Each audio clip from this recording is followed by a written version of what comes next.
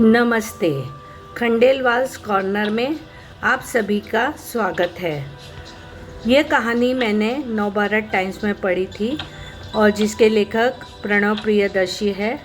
उन्होंने अपने बचपन की एक घटना बताई जो उन्होंने नानी के ज़बान से सुनी थी। वाक़या बिहार के सहरसा ज़िले के गांव का है। हुआ यूँ कि गांव के सबसे बड़े घर में एक दिन अचानक एक लाइन की पाती आई कहीं से कि अगले महीने की अमुक तारीख को बारात आ रही है, स्वागत की तैयारी रखिएगा। घर वालों की तो जैसे पैरों तले ज़मीन खिसक गई। बारात आने का मतलब था सशस्त्र डाके की चेतावनी। जो तारीख बताई गई थी वह आई और गुजर गई।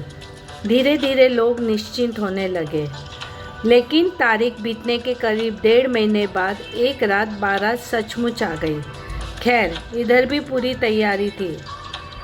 सभी घुड़सवारों को इज्जत से उतारा गया और दालान पर लगी कुर्सियों पर बैठने को कहा गया। डकैतों के सरदार ने कहा, आप भी जानते हैं हम बैठने नहीं आए हैं।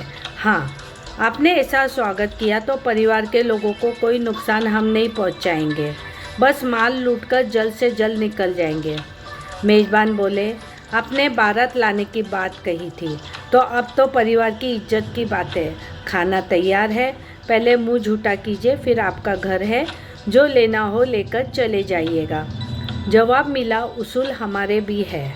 हम जिस घर को लूटने जाते हैं वहाँ का नमक नहीं खा सकते।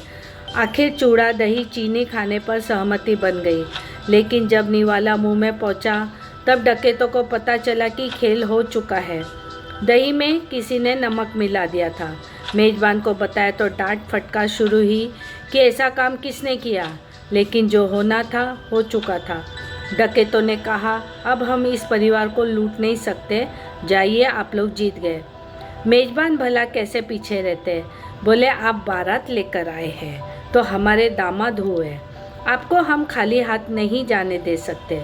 अपनी तरफ से भरपूर माल असबाब और कीमती तोहफे देकर परिवार ने बारात को विदा किया, पर इस अनुरोध के साथ कि अब कभी इस गांव पर कोप दृष्टि मत डालिएगा।